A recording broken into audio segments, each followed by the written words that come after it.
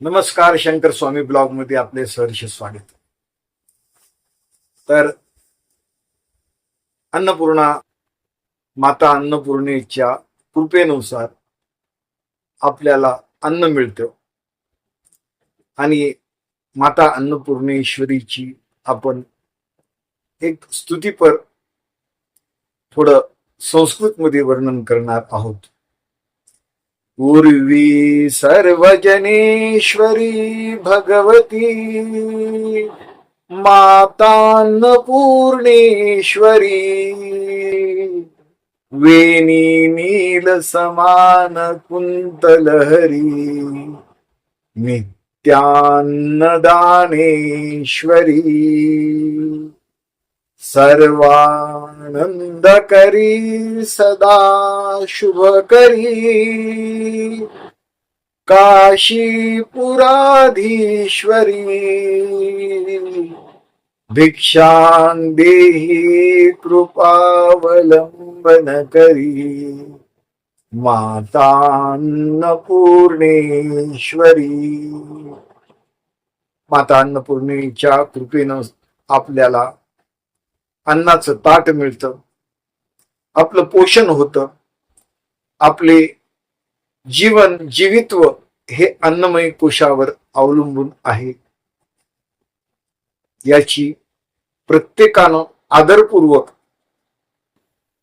भगवत भाव हा जो जागृत आहे, भगवंतानं दिलेलं आपल्याला अन्न आहे, त्याचा आपण आदर सन्मान आणि एक एक कण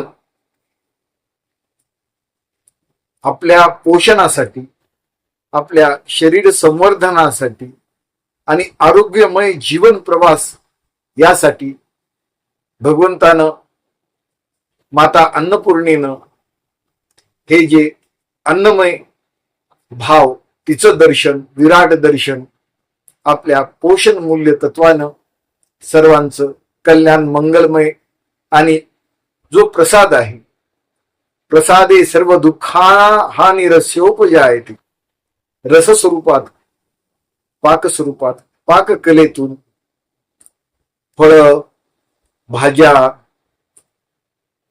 कडधान्य, द्विदल धान्य, एकदल धान्य, गहू, ज्वारी, बाजरी, तांदूळ, राई, राजगिरा व इतर पोषण मूल्य तत्व या धरतीतून जे उगवणारे वृक्ष आहेत, त्यातून जो रसपूर्ण स्वाद आपल्याला आयुष्यासाठी बलकारक आहे आणि हे जे भगवंताचं विराट रूप दर्शन, वृक्ष, वेली, छोट्या 100-150 दिवसात उत्पन्न होणारे गहू, ज्वारी, तांदूळ, धान्य, डाळी, हा जो अन्नाचा व्यापक विराट रूप अवतार आपल्या जीवनात आहे, हे वास्तव सत्य आहे. अन्नाला प्रणाम आणि अन्नाचं आदर, अन्नाचा सन्मान. कारण आपण जर अनादर केला, खरकट, उष्ट आणि अन्नाचा अपव्यय केला, तर त्यासारखं दुसरं पाप नाही. मित्रहो, आज जगामध्ये भुकेनं व्याकुळ असलेले जीव, त्यांच्या करुण हाकेला अन्न हे श्वास आहे आणि अन्न हे अत्यंत आवश्यक आहे, याची जाणीव सुद्धा मानवतेच्या दृष्टिकोनातून आपण ठेवली पाहिजे. हा जो सद्भाव आहे, सद्गुण आहे, हा भारतवर्षात आणि आपल्या सनातन धर्मामध्ये अन्नदान आणि अन्नाचं संगोपन संवर्धन करून जीवाच्या कल्याणा जो अन्नदाता शेतकरी अहोरात्र मेहनत घेतो आणि त्याच्या मेहनतीला प्रणाम वंदन खरोखर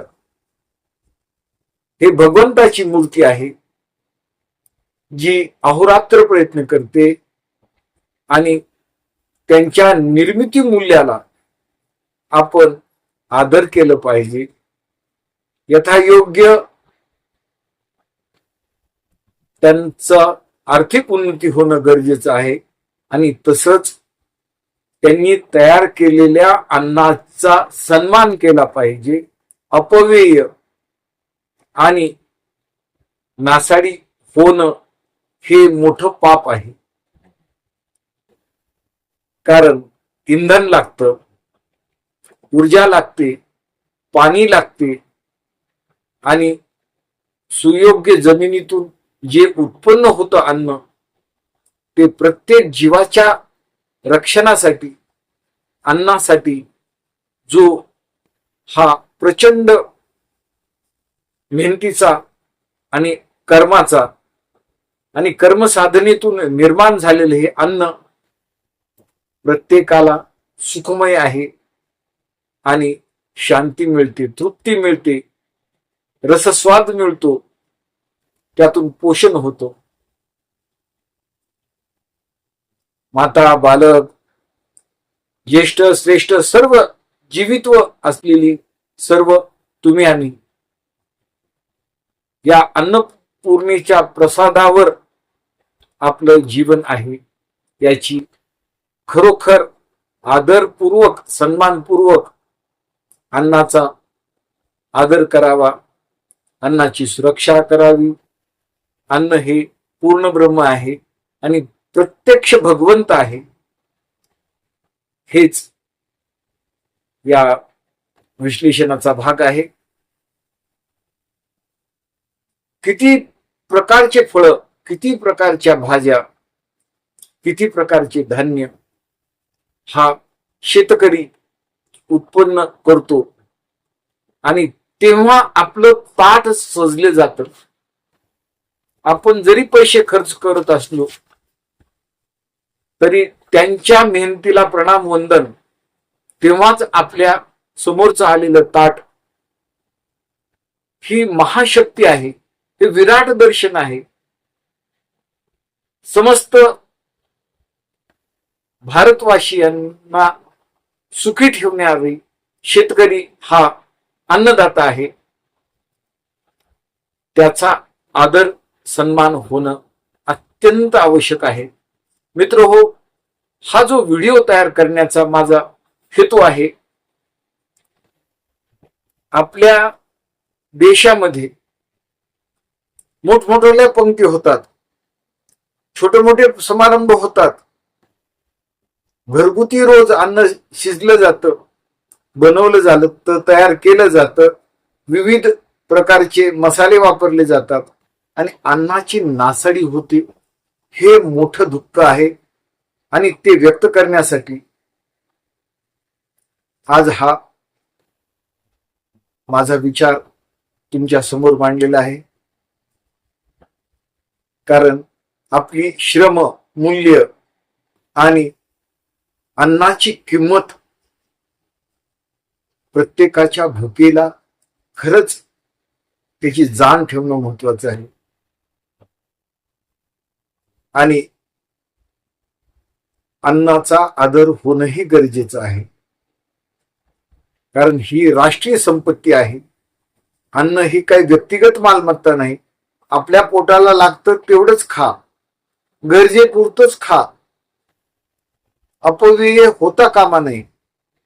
कारण प्रसंग कसे येतील पुढे सांगता येत नाही. म्हणून आपण सर्व भारतीयांनी आपण निर्मिती दाते आहोत. जगाला आपण अन्न देतो आणि आपणही खातो. हा आपला दातृत्व गुण आहे. ही विश्वव्यापकता आहे आपल्याला, याचाही आपण सन्मान केला पाहिजे. अन्नाची नासाडी होता कामा नये. अन्न हे पूर्ण ब्रह्म आहे, प्रत्यक्ष भगवंत आहे. भगवंत आपल्याला अन्न देतो त्याचा सन्मान असू द्यावे. रामकृष्ण हरी. सर्वे सुखीन संतु सर्वे सुखी निरामया या शुभ विचाराने आपण चॅनलला लाईक करा, सबस्क्राईब करा, शेअर करा. धन्यवाद.